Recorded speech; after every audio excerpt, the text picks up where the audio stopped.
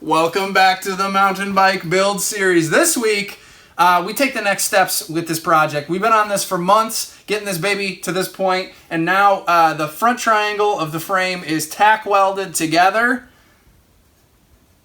So we're going to be doing all the finish welding, and I'm going to show you, the heat wants to pull it out of alignment. So here's my sort of makeshift alignment setup that I'm going to use to guide me through the steps so that hopefully when I'm done welding, it's relatively straight and in plane with itself. Let's get into it.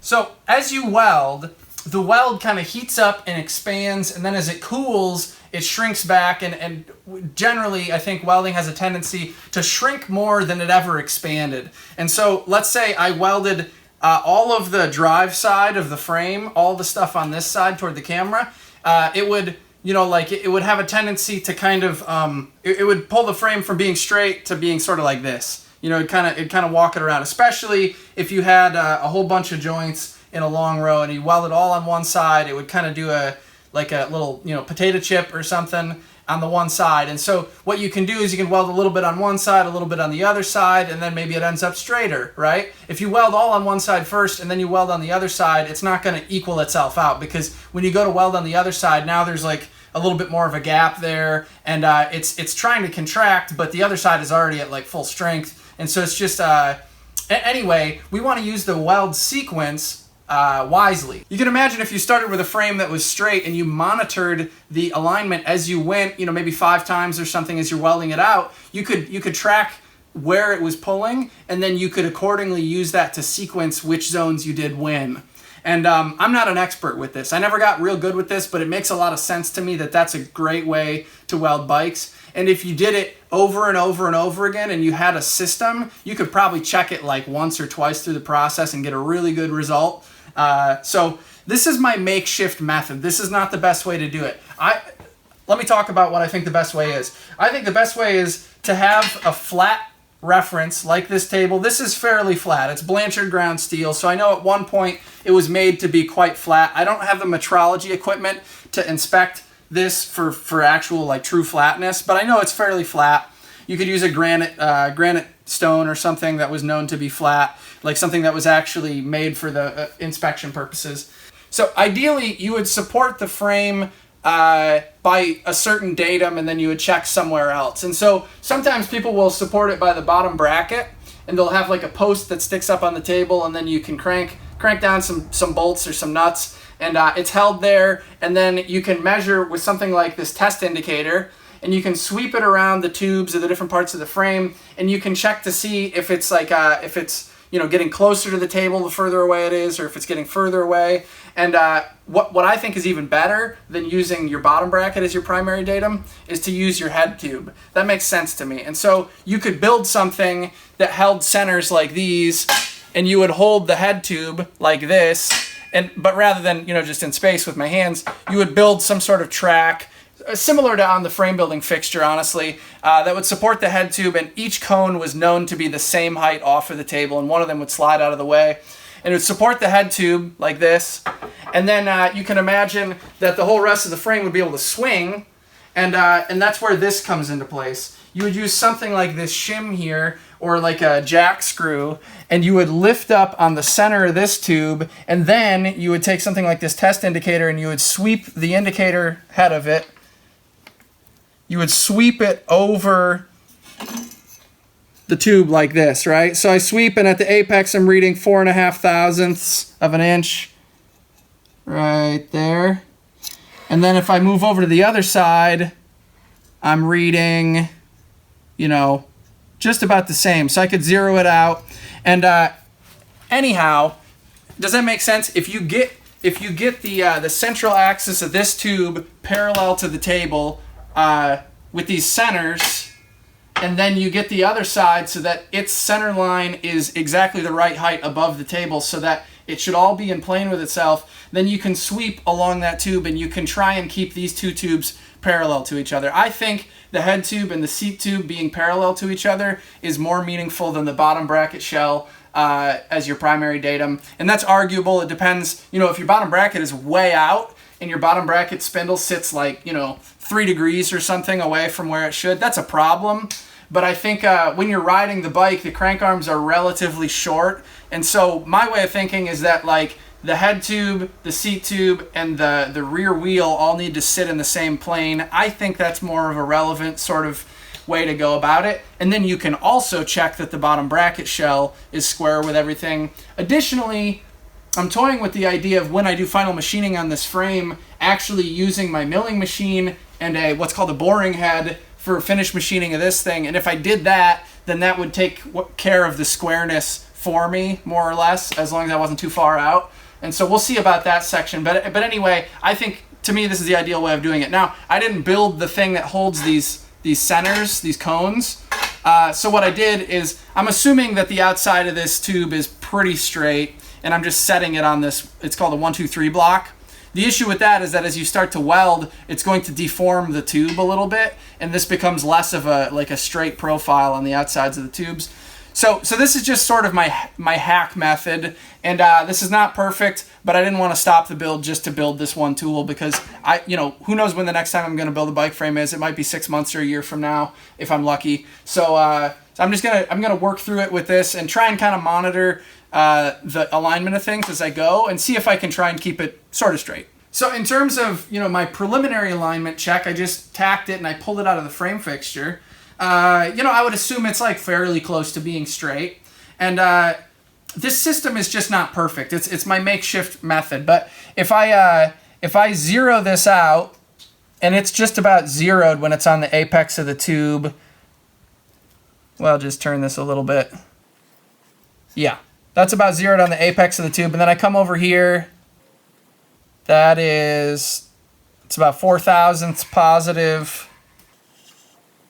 And here we're, I don't know, what is that, 0.002 positive on the apex. So that suggests to me that at least on a small scale, if it's 0 in the middle and it's positive here and it's positive here, that suggests that the tube is already kind of like doing one of these guys, which maybe it is, or maybe it's because of the bending. The tube has a larger cross section here. I don't really know, but the point is that it is really quite close. 0.004 of an inch is like the diameter of a human hair, or like a thickness of a sheet of paper also.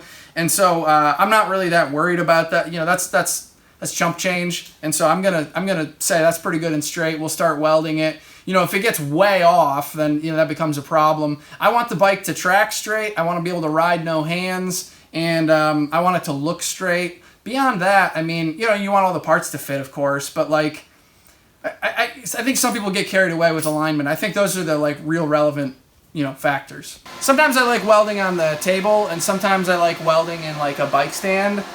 This really makes it easier to hold it at any freaking angle, which is nice. The table can be nice too. You're supported more. Depends what you're doing, but I decided I wanted to start with maybe the hardest spot where I'm most likely to burn through. There's all different strategies you could have. So this fit pretty good, and as I tacked it up and as I got it together, there's just a little bit more of a gap here now, and I should be able to weld that without blowing through, but it's gonna take every little bit of my skill if I can even do that. So I'm nervous about that. If I weld around the outsides of these first, I think it's gonna pull that even further open, and so I want to close that in now. I think that's my best hope to getting that closed without blowing a hole through. And I think there's pretty good odds that I might keyhole, so I'm gonna try really hard not to, and if I do, try not to lose my cool about it, but it's gonna suck. So what it is that this tube here, it's conducting heat out this way, and this tube just comes to an end, and they meet at a shallow angle, and this is relatively thin. They both are. I think this might be a little, they're about the same thickness. And so when I stick my torch tip in here, if I come in and I meet, through the center line, sort of if I split the difference of the angle between these two tubes, then this one's just gonna burn away. And so I wanna bias the heat toward this tube, certainly, and there's just not a lot of room in there. And out on the outside here, it's a little bit easier to get at, but in the center, I got more tungsten stick out here than you usually would even want. And I might do it a little bit further yet because I need to be able to get that proper torch angle. So I don't know, I'm a little bit nervous about it, but I think I just gotta let her rip, just gotta get in there. I had a video where I mentioned the tinfoil argon dam, so I could take a piece of tinfoil and I could smush it around here, and then the argon being heavier than atmosphere, it's like water, it would kind of like fill up a little cup or something that I made. And so when you have all this extension, it would help you keep good shielding there.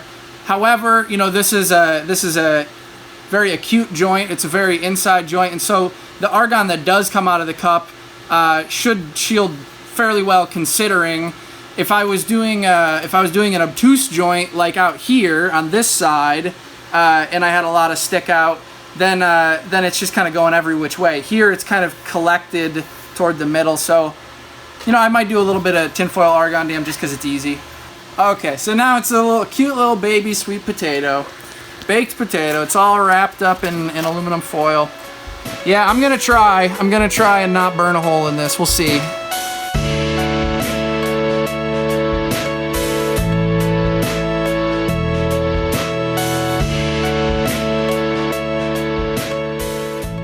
Alright, so far so good. I managed to not totally blow a hole in it. I didn't get all the way to the center, which I would have liked, but they are together. So now that they're kind of touching there, I can dump heat into the weld bead and I can just melt the leading edge. And I feel like the heat kind of conducts between the two. I think it's when you're first lighting up that you're maybe at more risk of blowing the hole.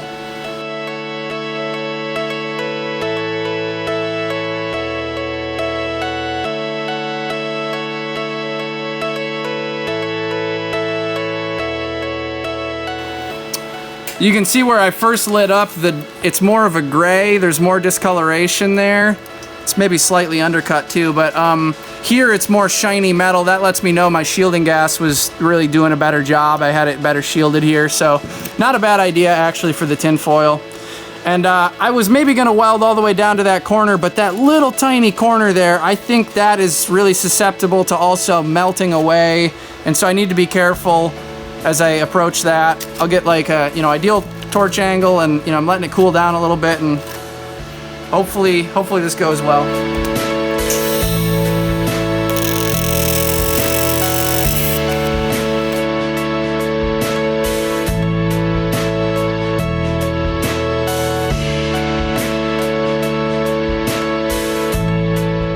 Well, that's pretty good. That was the biggest gap anywhere on the frame, and there was that tight angle, and I didn't totally blow a hole. I mean, these aren't the most beautiful and perfect welds of all time, but I'm really happy that it went as well as it at least did.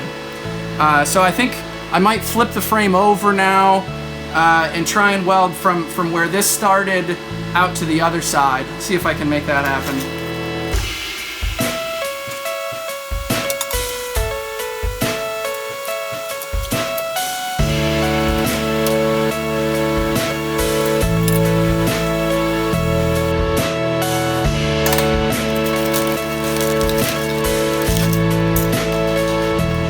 I would maybe put some tin foil around here to help shield, but I can't really think of a good way to do it that's not in my way.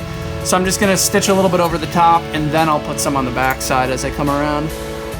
I can see that I won't be able to travel very far before the cup starts getting in my way, so I'm only trying to do a very short stitch here, so just to help get over the top so that then I can come at it from this side.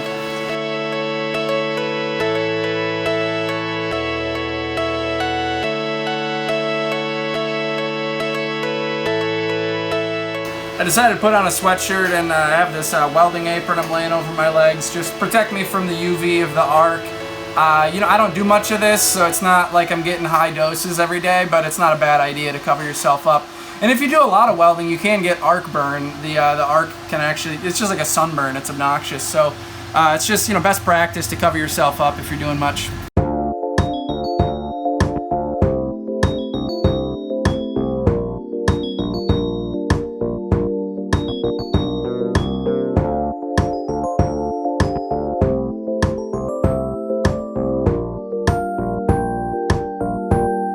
So you can see as I was coming down here on the very last pulse where I was just about to shut it off, it burned through a little bit. And it's just like you would expect. You know, this tube here has more to it, more space for the heat to dissipate. This one was coming to a point. You know, the heat can only go back this way. It doesn't really conduct through the little gap there. It's not contiguous metal, and there's a very slight gap. And so, you know, you put a little bit too much heat in there and it just burns back. And so I'm not great at fixing these things, but I'm gonna try to keep that from getting worse and fill that in and then come around it. And I think that's, if I can make it through that, I don't want to speak too soon, but I think that's, you know, like up in the center here and up at these points is some of the hardest stuff in my experience. So rather than heating up here again and then trying to work my way out, I think I might actually wrap around from where I had it welded before, come around the bottom, up over to here. Be very careful as I come in here not to cook it, and then you know, maybe come about this far and let it cool off, and then light up again and try to gingerly work back to that corner. If I can tie these together, then I think I got possibly a better shot of filling that in. If I light up on here again, there's just really like this little tang back here. There's just nowhere for the heat out of there to go. But if I've already welded up to here, it's more contiguous with the rest. I don't know. It's just sort of my suspicion that it might be a little bit easier to weld if I come around. We'll see. I'll try that.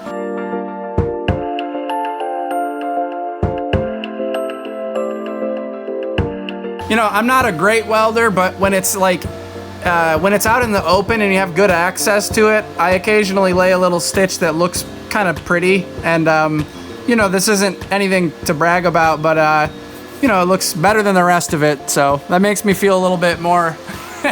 Gets, you know, if all of it looked like dog crap, then I'd be a little bit down on myself. But you know, you get a little stitch that looks kind of pretty and like not totally undercut with a kind of even bead spacing, and it follows the sort of the line of the miter, and you're saying, okay, you know, it's not too bad. So I'm gonna not get cocky though, because as I come around the bottom here, again, you know, this tube can absorb a lot of heat, and this little point here cannot absorb so much. It would be pretty easy to burn that back too. And I think I can manage it, but you know, let's not get us ahead of ourselves here. I'm gonna take it easy and try and make my best work.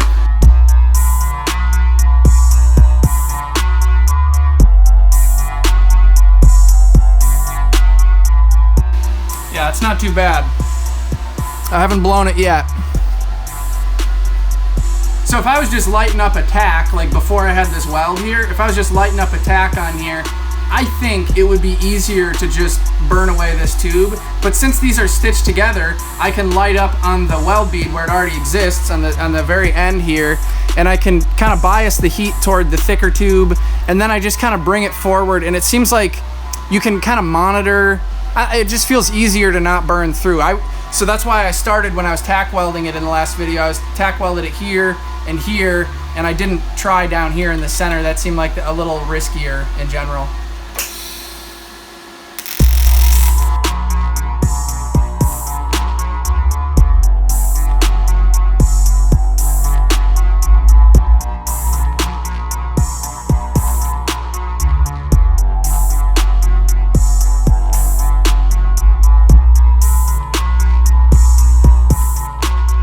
So you can see I sort of have, you know, weld bead coming this way and this way and this way and just this hole here. And I got to do my best to try and fill that in. And yeah, I don't know. If you're better at welding than me, it'd probably be easy. And I got a chance of doing it. We'll see. I don't know.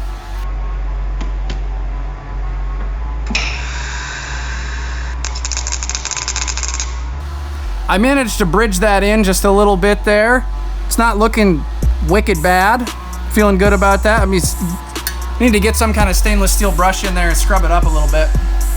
So the idea here is I could see there was like a little bit of soot, and I'm just scrubbing it up, cleaning it up.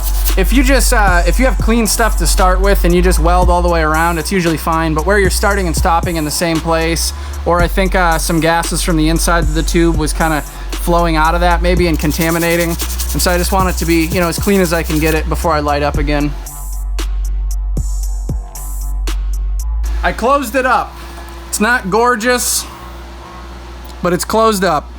Now, the beauty of having a shitty weld here is that not only is there going to be mud slung off the tire to cover that up, but there's a chain ring right here, so nobody's going to see that. You know, nobody knows about that but me and you.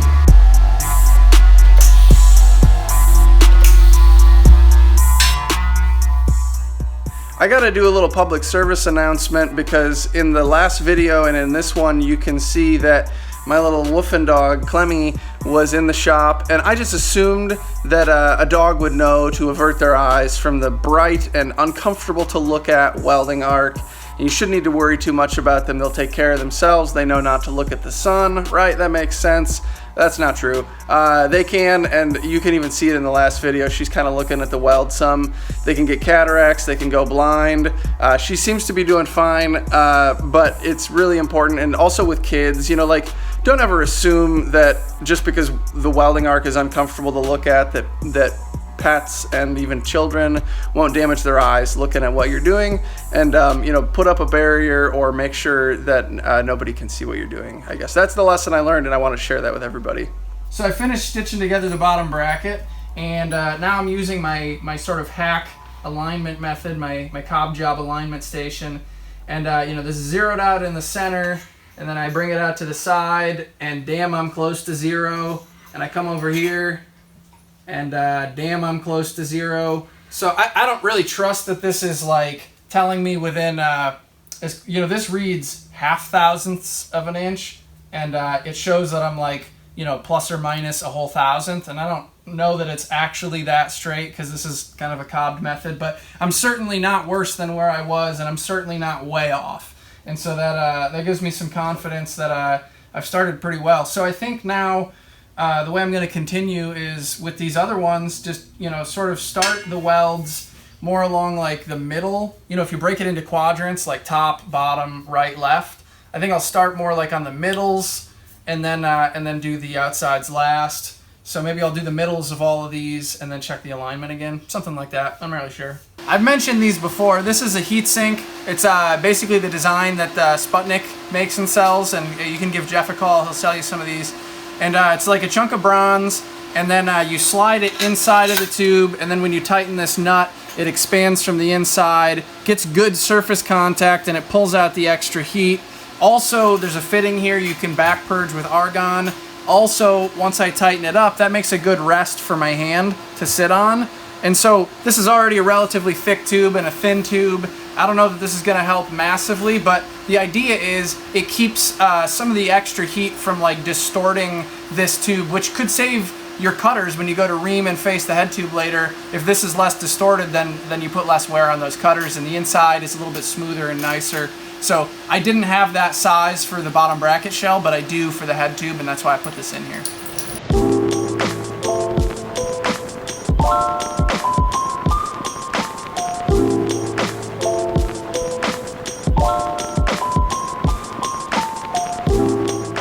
So there's actually a couple ways in which I think, you know, welding out a mountain bike frame is maybe easier than like what I'm more used to with like road and road type bicycles. You know, for instance, the down tube, you have this relatively thin wall tube coming in at kind of a shallow angle to this meaty, thick tube, and usually this bottom joint, the bottom side of the joint is pretty tight, and so you're sticking in there, and you got a real thick tube against the thin tube, and it's a little bit trickier. I don't know, it's not that bad, but this is easier. It's a shallower angle, especially with the like forward geometry mountain bike. Really slack head tube angle, really long down tube. So this is a pretty open and accessible joint. And you know, the C-tube top tube joint doesn't look too bad. You know, I had a little bit of struggle down there at the bottom bracket cluster, but not any worse than you'd see on like a road bike or something. And then the ways that the seat stays and the chain stays come in, I think there should be more access for welding too. And so with regard to welding, I think, you know, I don't want to speak too soon, but I think this is kind of easier than what I'm used to in terms of like access.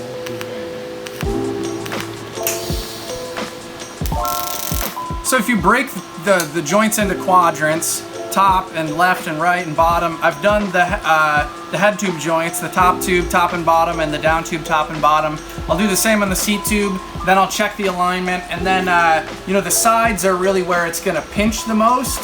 And so if that initial check that I did showed that the frame was really twisted, I would have wanted to do the sides first, because I think after I have the tops and the bottoms on, I suspect that closing up one side or the other first is probably not going to move things that much. There's a lot of weld on here already, so it's pretty solid, but it probably would move it a little bit to do one side first, or I don't know. I'm not an expert with this. I like the idea of using weld sequencing to pull things into alignment, but I just don't have enough like volume of experience to be like really experienced and be able to predict things.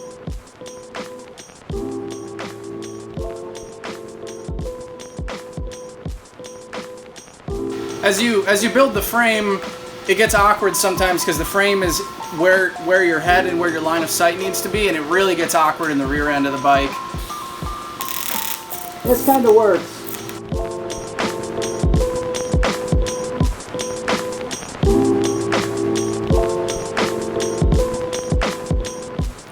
So, you know, I went through and I did the top and the bottom of the head tube and the top and the bottom of the C-tube top tube joint, and now I set it on here again and I measured it with the indicator really damn good. Now again, I don't think this is the best way to measure this. You know, heating this up has kind of warped this tube at least a little bit. I'm not sure exactly how much. And back here, you know, this just didn't give me very repeatable results ever. Just because of the nature of this setup being so squirrely and stuff, but it's very close. You know, if this was really twisted from the head tube, I would see it, and I'm not seeing it. It's very, very straight as far as I can measure, and so feel good about that. And I'm just gonna continue welding. You know, welding on the sides here will have more of a tendency to pinch, and I think I'm just gonna weld them out regardless of the sequence. Not worry too much about that. We'll see if it shifts a lot. So far it seems to be holding pretty straight, and yeah, I just want to crank through it. It's so exciting when the frame gets to this stage. I love the look of the weld, you know, the rainbow colors and the shininess, and I love just, you know, it's coming together. Like, I want to ride this thing. You know, why did I get interested in frame building in the first place? You know, I think all the little steps are interesting, but like seeing something come together is just so satisfying. And yeah, I don't know. I get jazzed about this sort of stuff. This feels good, and I didn't totally wreck these welds. That feels awesome. You know, they could be better, but like for how rusty I am and I was never really that good at it, so feeling pretty good about how this is coming together. It's a good feeling. We're just gonna light her up here.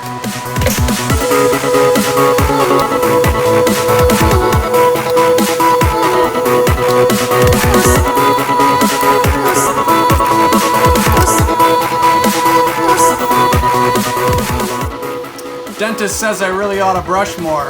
Okay. Yeah, I don't know. These are coming out pretty good. I can't complain about that, you know. There's a lot of people, a lot of bike frame builders who can weld prettier than I can, but I'm not mad at that. That looks pretty good to me.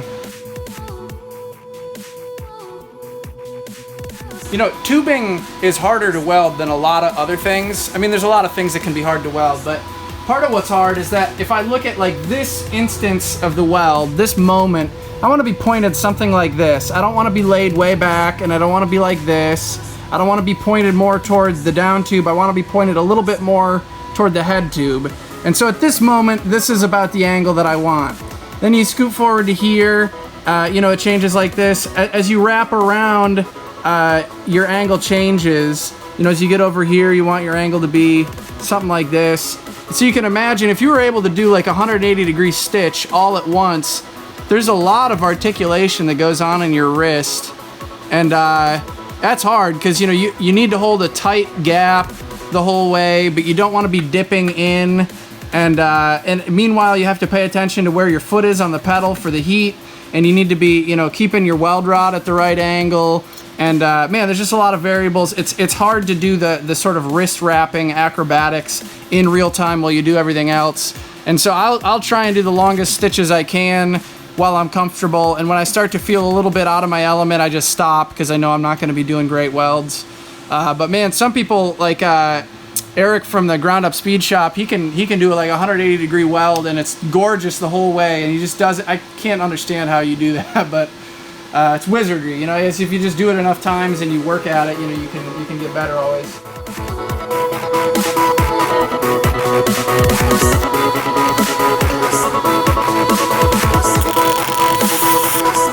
This here is the final stitch of the front triangle. I'll probably do it in 2 segments. Everything's been going pretty well since I closed up this baby down here. Everything's been going pretty well. And I would say the reason that it's going so well mainly is because I was fussy about the fit up of the tubes. You know, this is harder in general, but also because there ended up being a bigger gap there. After it was tacked, the way it was sitting, there was a bigger gap there. And so I think the reason that a lot of this is going as well as it's going is because there's a nice tight fit. If you got really good mitering tooling and you do it a lot and you know your process, you can get that a lot faster than I did. But regardless, if you have gaps and stuff, it's gonna, you know, you're gonna have to be a much better welder in order to make it look nice. And I think that's the good miters really are the secret sauce.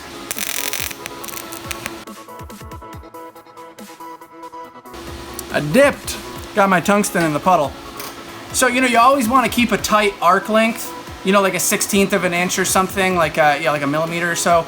Really pretty tight length of an arc. The further away you are, the heat is less controlled, the arc is less stable. When you get real close, that's the best. You know, you ideally want to be as close as possible so that you really have control and your shielding gas gets better coverage when you're close. And so you want to keep it tight, but once you dip into that molten puddle, you contaminate the tip of your tungsten, and you need to like flip it over and get to a clean tungsten, and then before you can use that again, you need to regrind it.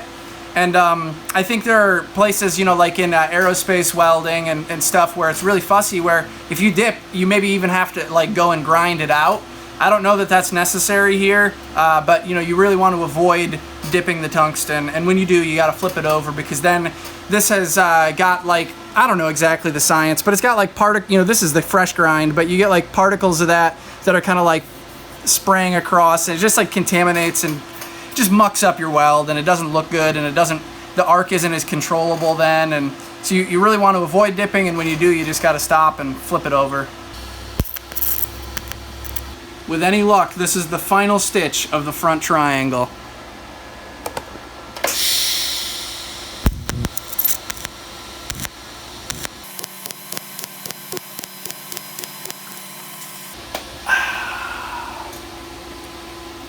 It's done. This turned out better than I really, you know, could have hoped for. Other than a little bit of trickiness down there, the welds look pretty good cosmetically. They don't seem to be super undercut or anything. Some sections look really pretty, for me anyhow. And yeah, it went well. I'm happy with it. Now, if you poke your head inside, you can kind of see the distortion from the backside. And you know, here I had heat sinks that worked pretty well, and you don't see a whole lot of distortion. If you were really burning hot and you didn't have the heat sink on the inside, you would see more, the surface would be kind of puckered up more with that scaling, and you know, the tube would be a little bit more out of round. And so the heat sink helps a little bit to control that heat, I guess. And also just part of that's just the heat control from your foot and from your welding technique. Down here in the bottom bracket shell, you can see where I didn't have a heat sink. It looks pretty fresh. That's not too bad. And the part that gets machined is on the outside here, a little further away from the heat. So I don't think that that's too much to worry about, but I just didn't have a heat sink that was this size. I just ran with it. You know, run what you brung, I believe they say. Anyhow, I'm stoked on this. It's freaking awesome. And so now we can get into building the rear end of the bike.